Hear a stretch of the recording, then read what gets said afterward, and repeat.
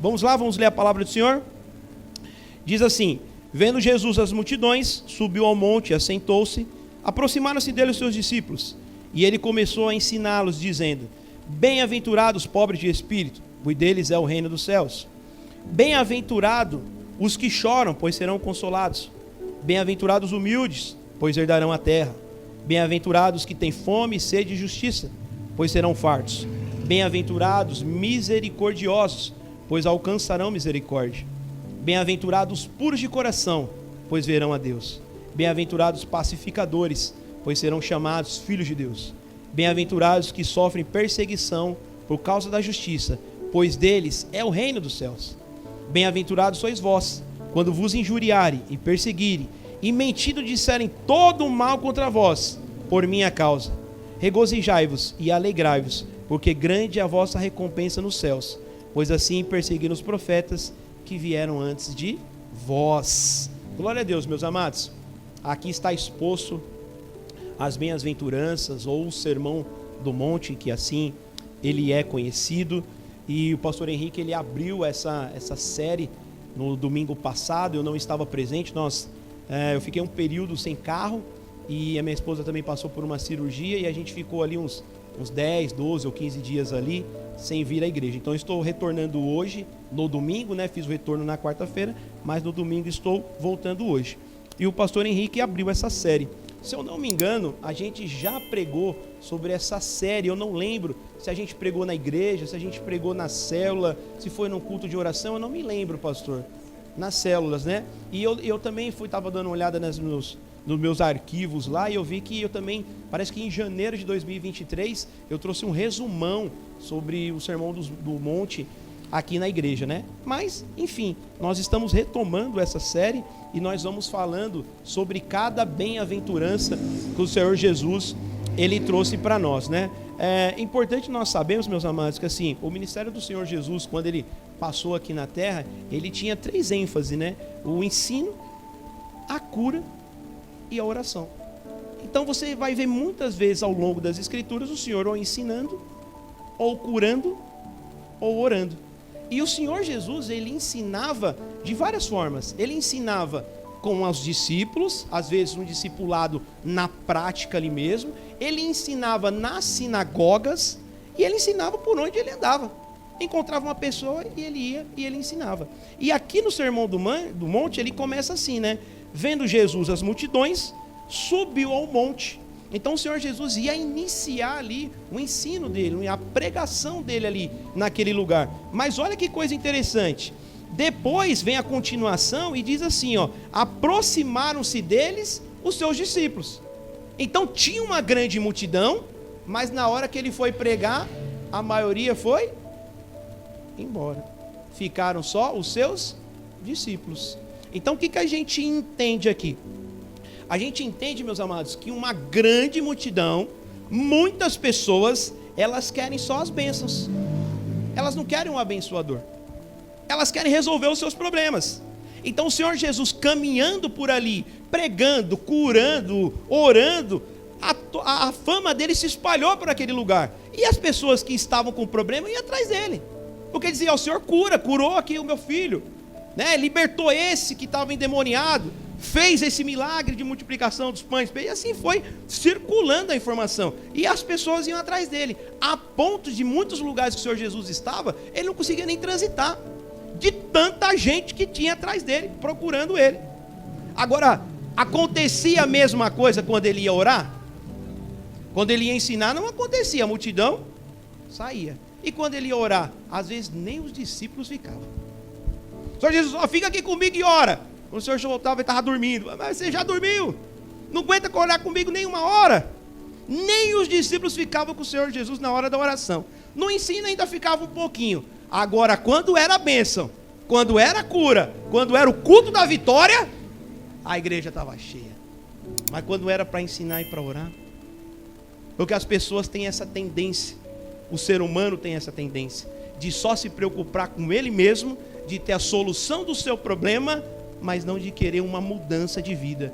E meus amados, bem-aventurança, o sermão do monte, como esses discípulos, é para aqueles que realmente querem. É para aqueles que realmente querem. uma grande multidão, todo mundo não vai conseguir viver igual o Senhor Jesus está orientando, está pregando as bem-aventuranças. Você só vai conseguir colocar em prática as bem-aventuranças e viver as bem-aventuranças se realmente você teve um novo nascimento. Se você teve um encontro com Deus. Se você não teve um novo nascimento, um encontro com Deus, não nasceu da água e do Espírito, você não vai conseguir viver o Sermão do Monte e as bem-aventuranças. E sem submissão, meus amados, impossível. Sem submissão, sem se prostrar diante do Senhor. Nós acabamos de falar com o Senhor aqui, Ele é Senhor, Ele é Salvador e Ele é Papai. Ele é tudo isso, mas Ele também é Senhor. Então Ele espera que nós o obedeçamos. E tudo aquilo que o Senhor passa para nós, para que a gente possa obedecer, não é porque Ele quer mandar, porque Ele é autoritário, não, porque é o melhor para as nossas vidas.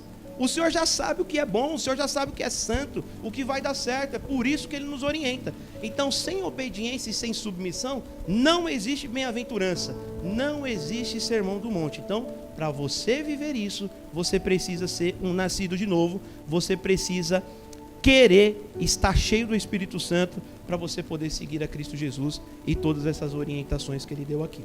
Algumas pessoas vão falar que esse sermão do monte é como se fosse uma revitalização dos 10 mandamentos.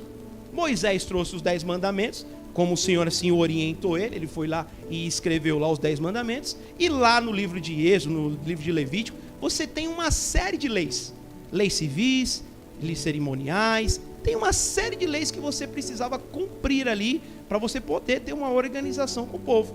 Passado mais lá na frente, o Senhor traz esse compilado de orientações e de informações para nós. É uma orientação seguida de uma bênção. Mas ele não é somente isso. Não é somente um conjunto de regras que nós devemos fazer, que nós devemos praticar. Tem algumas pessoas que chamam esse sermão do monte, as bem-aventuranças, de um evangelho social. Olha que termo legal, eu nunca tinha ouvido falar nesse termo, evangelho social. Eu comecei a me aprofundar um pouquinho mais no Sermão do Monte com um livro. Mateus, você consegue projetar para nós aqui? Eu vou projetar o livro aqui para vocês, meus amados. Esse livro daqui, ó, é Estudo no Sermão do Monte, do Dr. Martyn Lloyd-Jones. Como eu tenho muita dificuldade para ler, eu tenho escutado os livros agora, audiobook. Então, se você também tem dificuldade de ler, começa a ouvir. Você coloca lá no YouTube, tem uma porção de livros. Você entra no ônibus, vai para o trajeto do seu trabalho, põe um foninho aqui, ó, 1 hora de trajeto, você consegue ler, escutar 1 hora de livro. Tá voltando mais 1 hora de livro. Eu sempre escuto no meu carro. Entrei no carro, coloco lá, puff, e eu vou escutando. Então eu estudei esse livro do Dr. Martyn Lloyd-Jones para poder fazer essa pregação. Então depois eu vou colocar o link lá no grupo nosso da igreja para que você possa ter acesso a esse livro. Quem que foi esse rapaz chamado Dr. Martyn Lloyd-Jones? Esse rapaz, ele foi um grande avivalista, ele era um pastor, e ele tinha o ministério dele, a ênfase da pregação. Até nos dias de hoje é falado sobre as pregações dele, que eram pregações muito profundas, muito teológicas, era assim, fora do normal. Ele nasce no país de Gales, ele era galês. Por volta de 14 anos de idade, a família dele muda para a Inglaterra. Eles vão morar agora em Londres. E aí ele começa a desenvolver a vida dele ali em Londres, né? E aí, nesse período, ele cresce e ele vai fazer faculdade de medicina. Ele se torna um médico, ele se torna um doutor. E ele era um médico muito conceituado. As pessoas lá no hospital o elogiavam muito. Ele foi chefe lá dos médicos. Só que chegou um período da vida dele que ele recebeu o evangelho de Cristo e ele decidiu largar a medicina, largar tudo para poder seguir agora o evangelho de Cristo e pregar o evangelho de Cristo às pessoas ali naquele lugar. E assim foi extraordinário o que o Senhor fez na vida dele. Algumas pessoas comentando e testemunhando sobre algumas pregações que ele fazia. Ele ficou pregando, meus amados, por volta de 30 anos. 3 vezes na semana, pastor. 3 vezes na semana ele pregava, durante 30 anos. Uma das igrejas mais conhecidas que ele pregou lá na Inglaterra, a Capela de Westminster, que é uma igreja anglicana, que é muito conhecida aí na teologia. Ele pregou muito tempo ali, foi pastor responsável por igreja, e foi uma coisa assim tremenda. As pessoas comentavam que lá nos cultos, eles tinham cultos de quarta-feira, como nós temos aqui, e no domingo eles tinham 2 cultos, pela manhã e no final da tarde. De manhã eles reuniam 1.500 pessoas na igreja, e à noite 2.000 pessoas, durante 30 anos. Um grande avivamento passou ali naquela cidade, naquele lugar, e ali liderado por esse pastor Martin Lloyd Jones. E alguns testemunhos das pessoas ali, né? Chegou uma moça para participar do culto e entrar no culto, e era uma pessoa mística, né? Que mexia com outras religiões, com outras coisas, né? E ela falou que durante aquela pregação, ela sentiu um poder espiritual muito grande naquele lugar. Só que ela comenta assim, ó, de saber de poder espiritual, eu sei porque eu sou envolvida com essas coisas. Só que ela acrescentou, o poder espiritual era acompanhado de uma pureza muito grande. Era algo fora do normal. E o pastor pregando, ele combinava teologia, lógica, ensino, com uma unção, um fervor assim extraordinário. Extraordinário. Uma outra mulher testemunhando, dizendo que na hora da pregação, era como se ela tivesse recebido uma descarga elétrica. Ela falou, eu nunca ouvi nada parecido. Eu nunca ouvi nada parecido vindo de uma pessoa. De tamanho unção, de tamanho conhecimento das Escrituras e paixão e fervor que ele tinha pelo Evangelho de Cristo. Teve uma determinada vez que as pessoas testemunhando, que quando ele terminou de pregar aquele sermão, ele desce do púlpito, a igreja ficou 10 minutos paralisada. As pessoas não conseguiam se mexer após a pregação do Evangelho, após a pregação daquele dia. E as pessoas aos poucos foram se mexendo e saíram daquele lugar. Olha que coisa maravilhosa. E ele traz para nós um estudo muito profundo sobre o Sermão do Monte. Meus amados, hoje o Senhor Jesus, nada mais, nada menos, ele está fazendo uma pregação. Estava a multidão, ele falou, eu vou pregar, eu vou ensinar, eu vou trazer algo para vocês. E nós estamos cansados, meus amados, de ouvir pregação. Eu que já estou indo por mais ou menos uns 15 anos, caminhando com o Senhor Jesus, eu já não consigo nem contabilizar quantas pregações eu já ouvi dentro das igrejas. Quantas pessoas eu já ouvi. Quantos sermões eu já ouvi pela internet. Quantas coisas eu já vi pela internet. Hoje tem pregação de tudo quanto é forma que você possa imaginar. Pregação com ênfase em cura, pregação com ênfase em prosperidade, tem aquela pregação reformada, mais comportável, expositiva, tem aquela pregação mais pentecostal, tem pregação de tudo quanto é forma, de tudo quanto é jeito.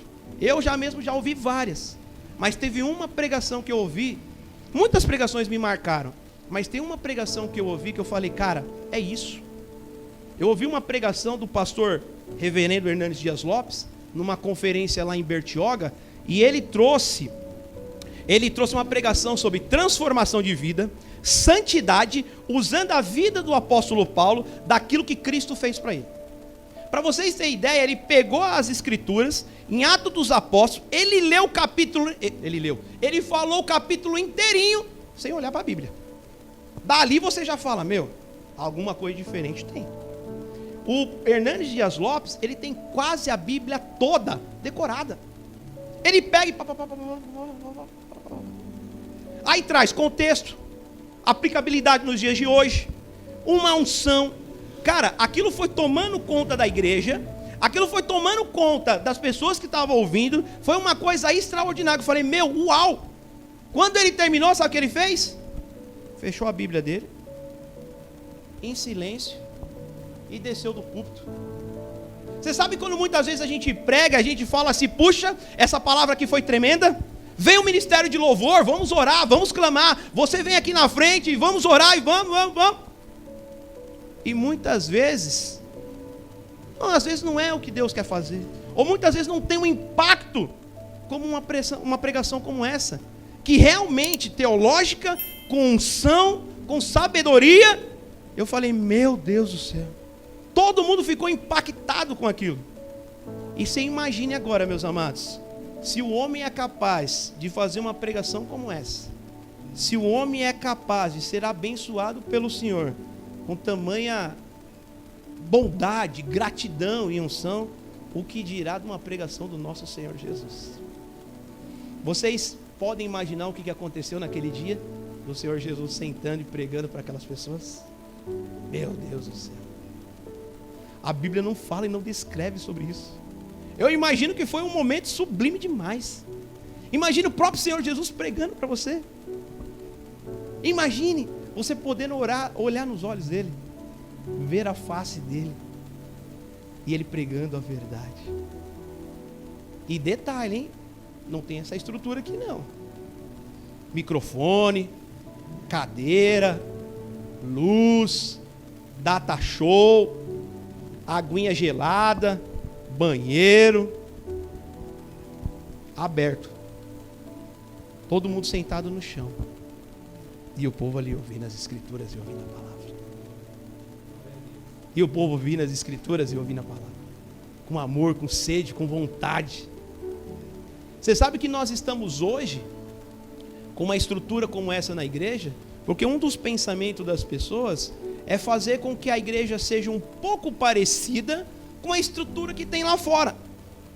Então você vai num teatro, tem iluminação, é preto, não cansa a vista, tem um estacionamento, tem uma pessoa que te recebe, tem um ministério infantil que fica com a tua criança, os banheiros são confortáveis, tem um ar-condicionado que não deixa os irmãos ficar com calor.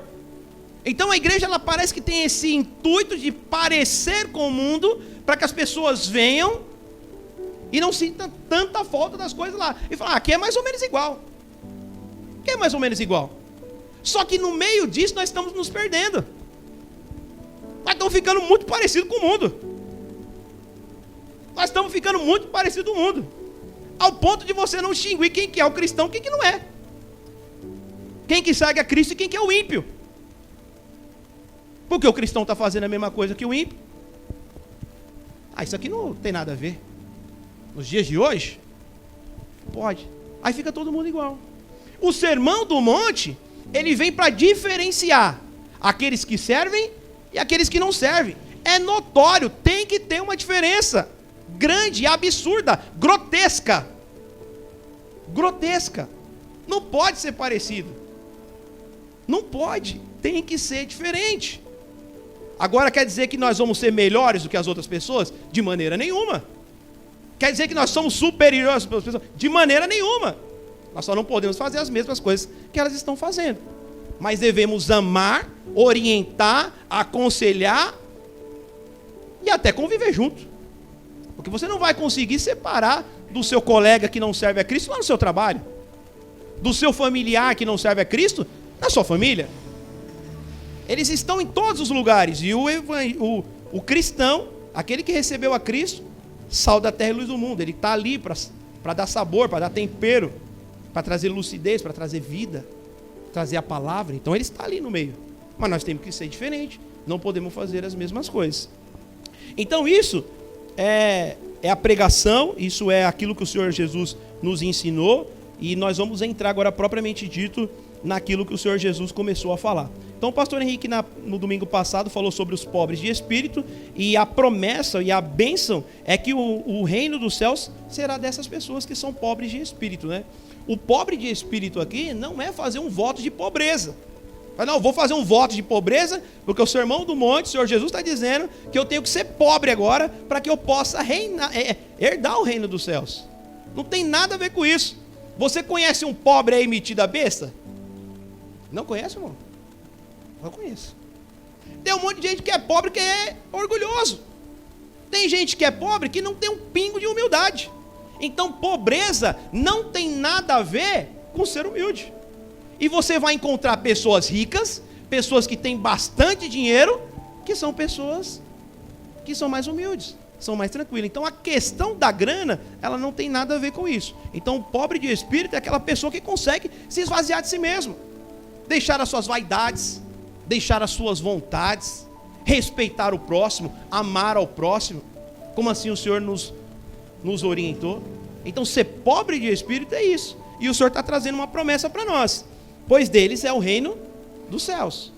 Aí o Senhor Jesus, ele continua: bem-aventurados os que choram, porque eles serão consolados. Olha só, bem-aventurados os que choram, porque eles serão consolados. Meus amados, a nossa vida parece ser meio que engraçado quando a gente fala sobre choro, né? Para começar, que a gente já nasce chorando. Já saiu da barriga da mãe, já está chorando o tempo todo e chora. Ao longo da vida, nós vamos chorando muito. E quando a gente morre, a gente não chora. Mas as pessoas que estão ao redor de nós deveriam estar chorando, né? Tem uns que estão agradecendo por aquele que foi embora. Mas deveriam estar chorando, né? Então a gente nasce chorando, ao longo da vida a gente vai chorando, e quando termina a vida as pessoas estão ao nosso redor chorando. E o Senhor Jesus diz que nós, né, deveríamos estar chorando, né, e seremos consolados lá na frente. Agora, quais são os motivos que a gente chora? Tem pessoas, meus amados, que choram a troco de nada.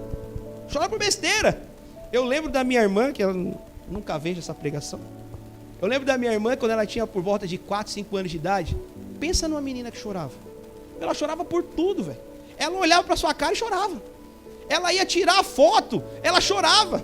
A maioria das fotos que ela tem lá é tudo chorando, esgoelando, aquelas lágrimas todas descabeladas. Meu Deus, ela chorava por tudo. Medo das coisas, chorava. Ao longo do tempo ela foi crescendo, ela foi parando de chorar, hoje ela chora menos, né? Mas chora por tudo. Tem pessoas que é muito emotiva mesmo, né? E a qualquer coisa que emociona ela, ela chora, ou alguma coisa que fazem com ela, ela chora. Eu tenho uma mocinha que trabalha comigo lá, meu Deus do céu, ela vem falar comigo, ela chora. Ela fala: Davi, mas eu não entendo, por que só eu que varro? Ela começa a chorar, porque o fulano ali não vai. Eu falei: filha, é esse o motivo do choro? Então faz o seguinte, não varra mais, aí você não chora. Aí ela olha para mim e ela chora. Muito emotivo. Mas tem vários motivos que a gente chora, né? Uma das coisas que a gente chora, eu não sei vocês, mas quando eu era pequeno eu dei muito trabalho para minha mãe. Minha mãe me levava para o mercado, minha mãe me levava para as lojas, eu chorava para minha mãe comprar as coisas. E eu não parava de chorar. Sabe aquelas crianças que chora e faz birra? Coitada da minha mãe e do meu pai, sofreu comigo, eu chorava demais. E a gente chora pelas coisas que a gente quer. E depois que a gente fica grande, a gente para de chorar porque a gente quer as coisas? Não para não, né, Luiz? Chora também. A gente chora também, né? Aí o que acontece? Agora não é mais o papai e a mamãe que ouve nosso choro. Quem que ouve nosso choro? É o Senhor. Ô Senhor, me dá essa coisa. Ô Senhor, me faz isso. Ô Senhor, me faz aquilo. E chora, querendo coisas para si. Então esse é um dos motivos que a gente chora. Choramos por dor, certo? Dor física, né? Às vezes quando acontece a gente bater alguma coisa. Quem já bateu aqui o dedo mindinho aí no canto da parede? Isso é louco, é uma dor insuportável, cara. Chega a chorar, né? Você tá ali resistindo ali, mas não tem jeito. Você acaba chorando de tanta dor, né? Tem algumas coisas, os homens, quando vai jogar bola, que atinge os Países Baixos, é uma dor terrível. A gente chora ali, que fica sem ar. O Andrezinho que tá ali, que é volante, meio campista ali, já passou por isso, chora de dor. Outro dia eu tava vendo na internet, tem uma moça que tá aí nas notícias, que ela é a moça que tem a maior dor do mundo. Maior dor do mundo. E aí parece que ela toma remédios e medicamentos lá, muito pesados, muito fortes, para que possa diminuir a dor dela. E quem já sentiu dor de dente? Você é louco. Meu Deus, quando o dente tá ruim, que ele tá ali podre, prestes a cair, o bicho dá um trabalho demais, dói demais, cara. Dor de dente até aí fica, né, latejando assim. Depois que você arranca ele, ainda fica, você já arrancou o dente, mas ainda tá doendo, né? O reflexo da dor lá. Então, a dor física também causa muito choro em nós. E aí a gente segue chorando, segue a nossa vida chorando. A gente chora por frustração. Ficou frustrado com alguma coisa, queria alguma coisa muito legal, não recebeu, não deu certo. A gente chora de raiva, meu Deus do céu, mas não acredito que isso não deu certo. E aí vai lá e se derrama em lágrimas. Alguém está se identificando com isso aqui, irmãos? Né? Tem muito povo chorão aqui. Por perdas, irmãos, tem gente que chora por perdas material. E chora mesmo.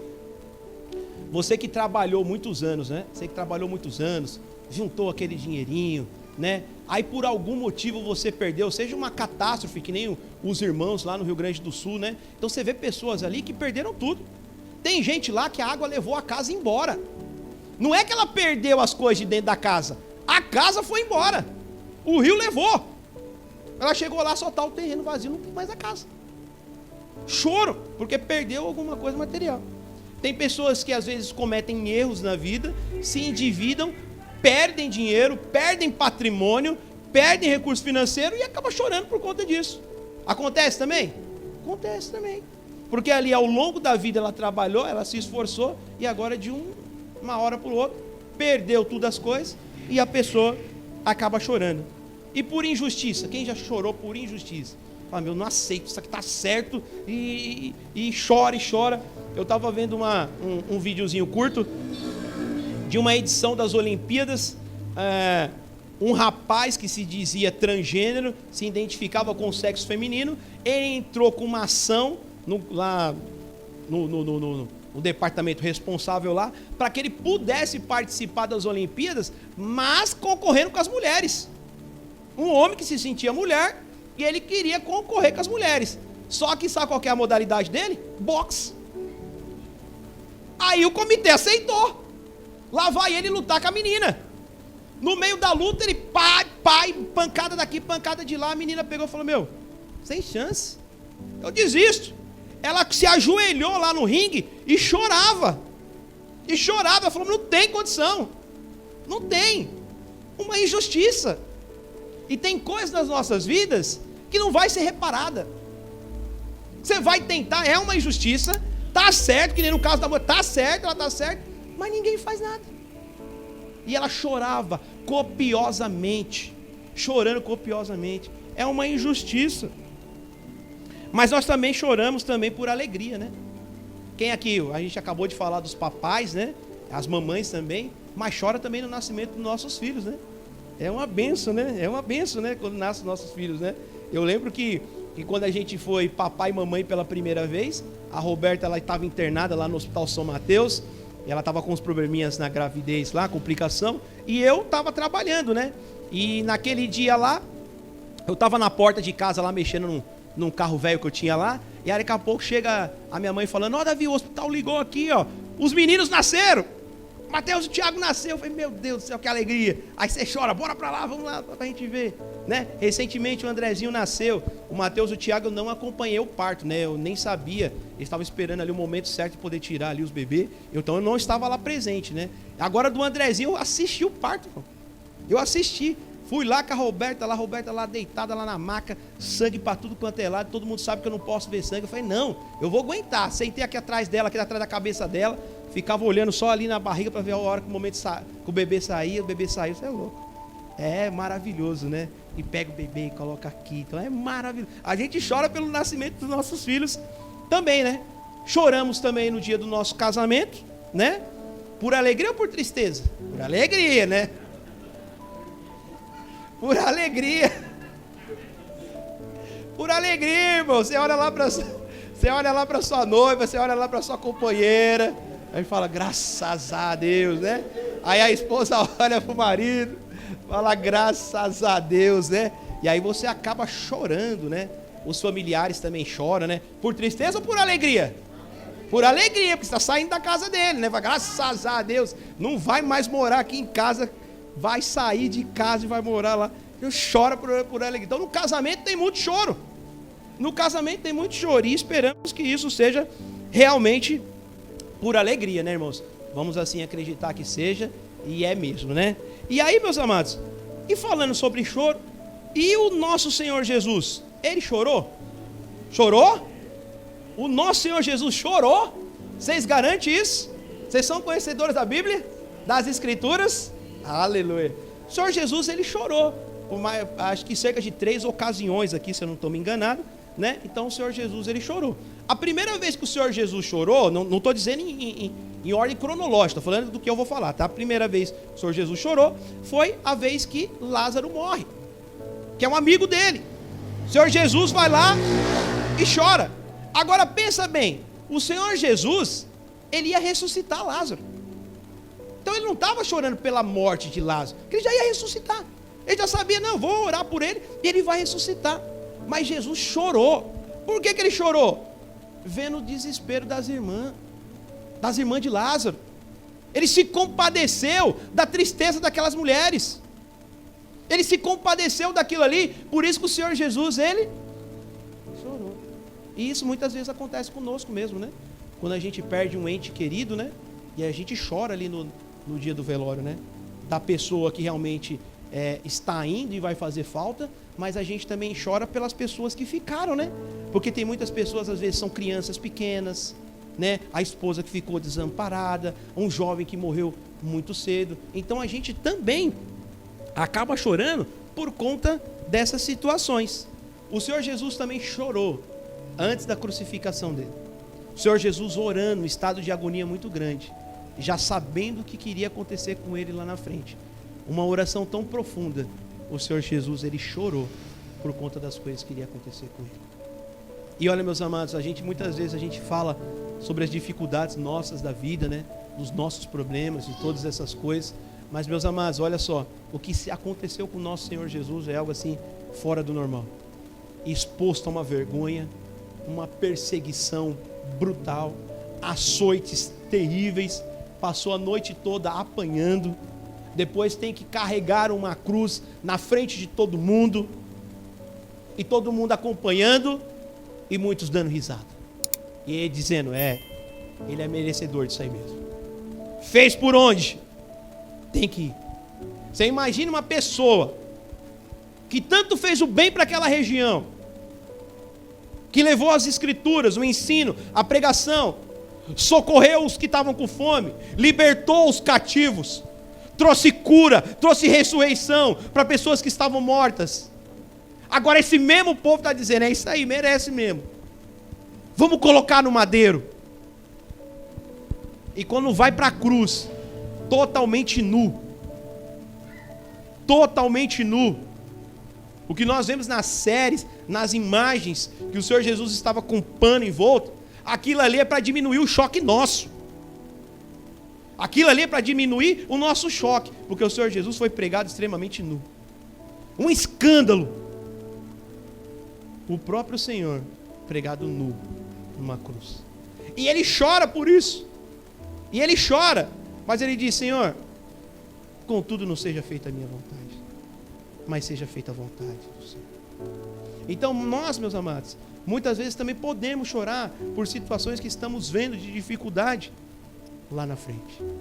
Não é que nós estamos prevendo, mas que diante das situações, das circunstâncias que nós estamos vendo que as coisas não estão tomando um rumo legal.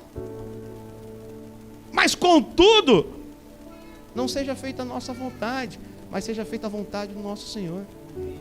E o Senhor está no controle de todas as coisas, como o Senhor estava no controle da crucificação do Senhor Jesus, como Ele estava no controle de todas as coisas.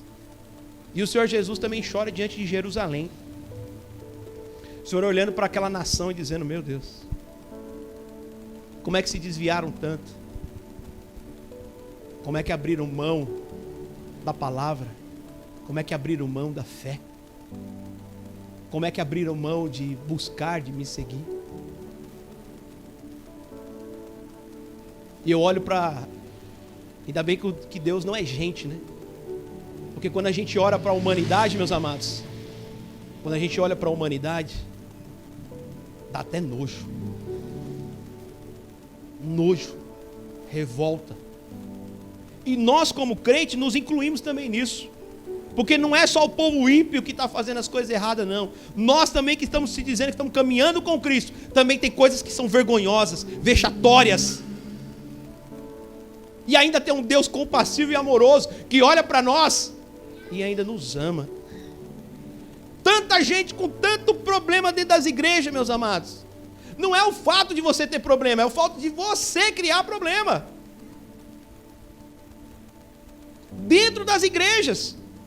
Aqui que deveria ser um local de família, aqui que deveria ser um local de adoração ao Senhor, de companheirismo, de ombro amigo, de chorar com os que choram, de rir com os que se alegram.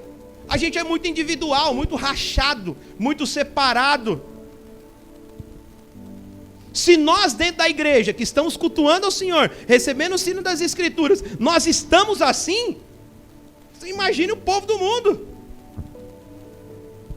E o Senhor olha para os dois povos com um olhar de compaixão e de misericórdia. um olhar de compaixão e de misericórdia. E dá vontade de chorar mesmo.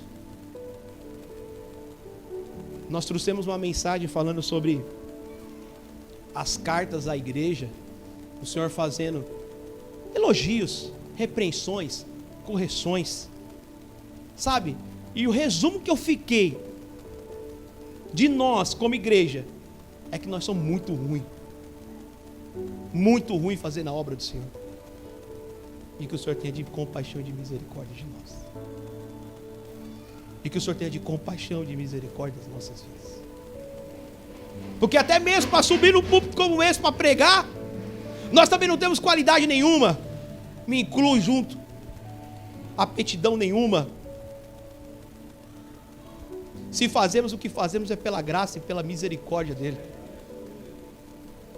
E a primeira coisa que um pregador deveria ter é gratidão, de dizer: Senhor, obrigado. Obrigado porque eu poderia estar lá na rua, fazendo tudo que não deve, e o Senhor me trouxe para manusear a tua escritura. O Senhor me trouxe para falar do teu amor e da tua palavra para o teu povo. Essa é a primeira coisa que nós devemos fazer. Segunda coisa, ser dedicado às escrituras, como Martin Lloyd Jones, que comia a Bíblia, que lia, relia, estudava. Nós deveríamos ser assim. Nós deveríamos ser assim. E sempre com amor, sempre com fervor, sempre pensando em abençoar a vida das pessoas, sempre pensando em abençoar as famílias. Que a nossa igreja seja despertada para isso, que nós sejamos despertados para isso, em nome de Jesus, em nome de Jesus. Então o Senhor Jesus, ele também chorou diante das circunstâncias da vida, diante dos fatos da vida. E vocês sabem que esse último louvor que foi cantado é um louvor que também marcou muito a minha vida, né? Do Nick e da Rachel. Para quem não conhece, um casal de missionários que vieram dos Estados Unidos para pregar o Evangelho de Cristo aqui no Nordeste, em Pernambuco. E eles começaram o primeiro trabalho deles trabalhando com prostitutas e travestis nas ruas. Mas depois o Senhor migrou o trabalho deles para crianças, meninas que sofriam abusos nas ruas pelos pais. E eles abriram um orfanato adotando essas meninas, essas crianças. Meninas novas. É uma casa de adoção, é uma casa de acolhimento. E vocês lembram daquele período que nós tivemos no Nordeste, um surto de microcefalia? É microcefalia que fala? Nós tivemos um surto.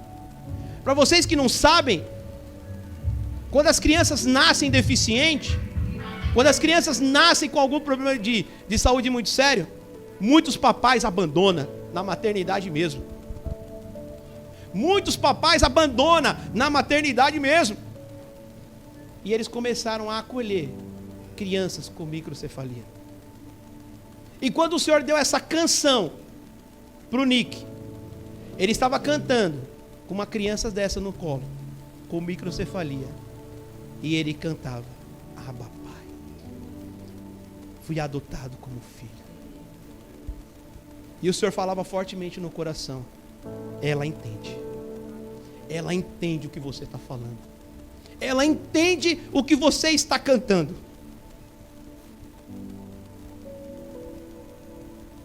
E nós também, meus amados, nós somos adotados por esse Deus. Nós somos adotados por esse Deus. Pessoas com problemas, pessoas com dificuldade, pessoas imerecidas, que foram adotados pelo Senhor. Agora nós temos um Deus, agora nós temos um Pai, agora nós temos uma grande família. Agora, se existe tanto choro no mundo, o Senhor está dizendo que é para a gente chorar, mas é para chorar por besteira? É para chorar por causa do bem material? É para chorar pelo casamento? É para chorar pelo nascimento do filho? Tudo bem, não tem problema. Isso faz parte, chorar é bom. Mas o que o Senhor está dizendo aqui é algo mais profundo. O Senhor está dizendo assim, ó, chorem pela igreja de Cristo. Chorem por aqueles que não receberam o Evangelho. Chorem por aqueles que estão em pecados, em delitos.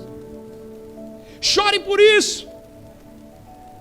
Porque vocês chorando, vocês serão consolados. Muitas vezes a gente chora porque perdeu um bem material, mas a gente não chora por alguém que morreu e foi para o inferno. Para nós é mais importante o nosso bem, né? Para nós é mais importante as nossas realizações, né? Profissionais, acadêmicas. Esse é o nosso problema. Nós estamos vivendo igual o mundo. O mundo dita que a nossa vida é essa. Nasceu, você vai crescer, você vai estudar, uma boa profissão, estudado, compra uma casa, compra um carro, faz uma poupancinha, no final da sua vida, na sua velhice, você tem um bom recurso e vive dele. Isso é que o mundo prega, é o básico. E nós estamos vivendo a mesma coisa. Eu tenho que trabalhar para fazer minha aposentadoria, eu tenho que ter uma casa para me poder morar, eu tenho que ter um carro. Nada disso é problema, mas não podemos embarcar nisso. Não podemos embarcar nisso. Martin Lloyd Jones largou tudo para viver do Evangelho de Cristo. Eu não quero mais ser médico, eu não quero mais a medicina, eu quero viver o Evangelho de Cristo. Eu sei que cada pessoa tem a sua particularidade, não é para você abandonar tudo, não. Não é para você sair do seu emprego amanhã, não é isso. Mas é viver com fervor no coração, de chorar por que realmente importa, de chorar porque realmente não vai passar. Sua profissão vai passar, sua faculdade vai passar, seu carro, sua casa, tudo vai passar, vai se deteriorar. O pastor Henrique disse aqui, ninguém se incomoda com o morto. Se incomoda mesmo. Por que as pessoas se incomodam com Cristo? Porque ele está vivo. Porque ninguém se incomoda com o morto. Quem morreu, morreu, já era. Já era.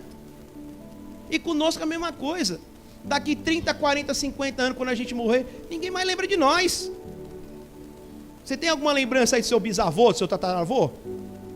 Ninguém nem sabe qual que é o nome. Ninguém sabe nem se existiu.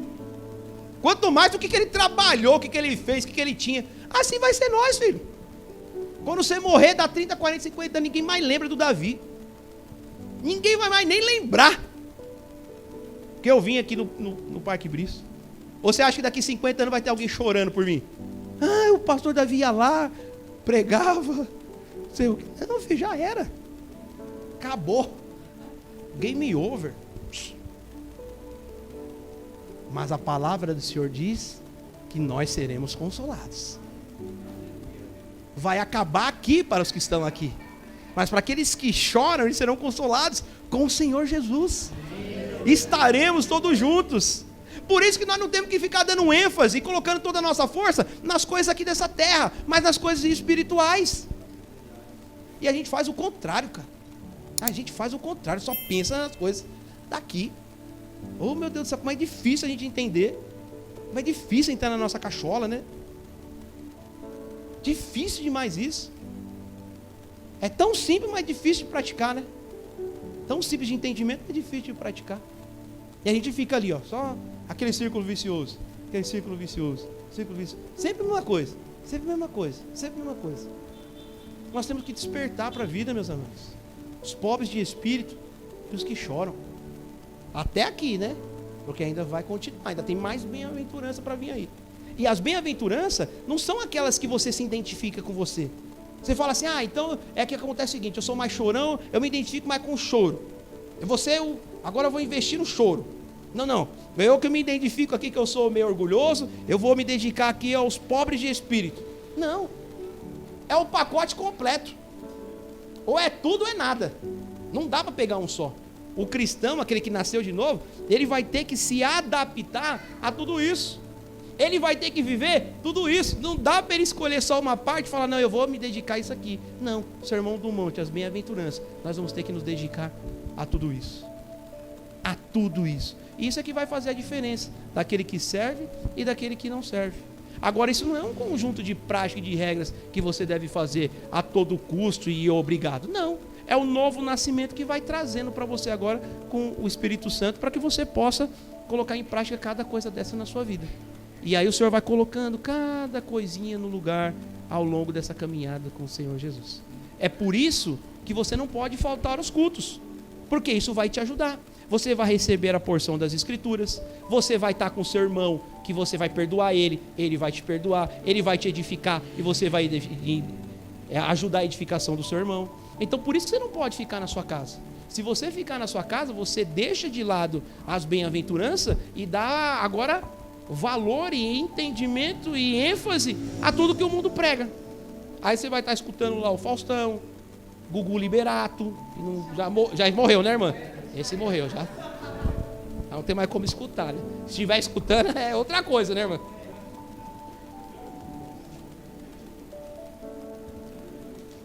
Se estiver escutando é outra coisa. Então, e aí a gente fica muito apegado, meus amados, principalmente essa questão de mídia. A questão de mídia a gente tem que tomar muito cuidado, meus amados. O que está na moda hoje é a tal das séries, né? A série, hoje é série. Só vê o pessoal falando, você assistiu a série. Meus amados, a série, ela na verdade é uma grande perda de tempo. Ó, você só perde tempo, não ganha em nada. Você fica ali 2, 3, 4, 5, 10 horas, 15 horas, sei lá quantas horas fica um dia atrás do outro, e aí a sua mente só vai enchendo com aquelas coisas. Aqui, ó, mente e coração. Aí quando você vai ver, você não é mais pobre de espírito, nem chora mais. Porque agora você está se alimentando de outras coisas. E isso é muito sério. Essa Netflix, ela veio para arrebentar com a vida das pessoas, e as pessoas estão fazendo e não estão percebendo. E as pessoas estão gostando. Eu não tenho redes sociais, não tenho Facebook, não tenho Instagram, não tenho Twitter. A única coisa que eu tenho é WhatsApp. E a minha esposa está ali falando que ainda, se pudesse tirar, podia tirar também. Porque, meu irmão, não serve para nada. Não tem nada contra as mídias. Tem nada contra. Pode ter o Instagram lá, todas as coisas. Mas fala a verdade, a gente perde tempo demais com essas coisas. Se a gente for juntar o tempo de Instagram, Facebook, o Twitter, que não é mais Twitter agora, né? E as séries, você preenche todo o teu dia, toda a tua semana e não te sobra tempo nenhum para Deus. Faz aí a conta aí. Veja aí se eu estou mentindo. Ó, foi trabalhar, foi para a escola, ficou no Facebook e no Instagram e assistiu a série, qual foi o tempo da oração? Sobrou o quê? Preencheu o dia todinho. Qual o tempo de leitura das Escrituras? Sem chance, não sobra. Então nós estamos igualzinho ao mundo. Igualzinho. Tem diferença nenhuma. Tem vindo à igreja no domingo. Dá uns pulinhos, glória a Deus e aleluia. Então nós temos que tomar muito cuidado com aquilo que nós estamos fazendo. Muito cuidado com as nossas vidas. Você sabe o que está em jogo aqui? O que está em jogo aqui é a tua eternidade. O que está em jogo aqui é a tua eternidade. Você está negligenciando a tua eternidade. Não estou nem falando dessa vida terrena aqui, da recompensa para ela, estou falando da tua eternidade. Você está negligenciando a tua eternidade. Ela é importante? Eu acho que é, né? É um lugar que você vai ficar lá para sempre. Não tem escolha, não tem outra alternativa. Fala, não, eu chegar lá eu dou um jeitinho. Não tem jeitinho. Só aquela pessoa desenrolada fala, não, eu desenrolo. Chico o pai desenrola. Não tem jeito. Não tem jeito. Não vai dar. Não tem desculpa. Ou é ou não é. É sim ou não. Então que esse sermão do monte, meus amados, que essa pregação de Cristo Jesus, ela realmente venha falar conosco. E a gente dê ouvidos. Que a gente seja esses discípulos que se aproximaram do Senhor Jesus e falaram, Senhor, nós queremos, nós ouviremos. E ao longo da vida, esses caras foram tão marcados por Cristo Jesus, que eles foram perseguidos, e os caras falaram assim, ó, se você não renunciar, eu te crucifico. Ele falou, beleza, crucifica de ponta cabeça. Ó, se você não renunciar, nós vamos tocar fogo de você. Pode tocar, nós não abriremos mão. Eles foram tão marcados pela pregação do Evangelho de Cristo, que eles não desistiram até o último dia da vida deles. Então vamos aproveitar nós, que não temos perseguição aqui no Brasil, e vamos viver com Cristo, seriamente, cheio de alegria, cheio de amor, cheio de fogo nos olhos, e sabendo que o Senhor Jesus um dia colherá todas as nossas lágrimas. Assim dizem Salmos e assim dizem Apocalipse. E a palavra do Senhor, ela é verdade e ela é absoluta. Amém, meus amados?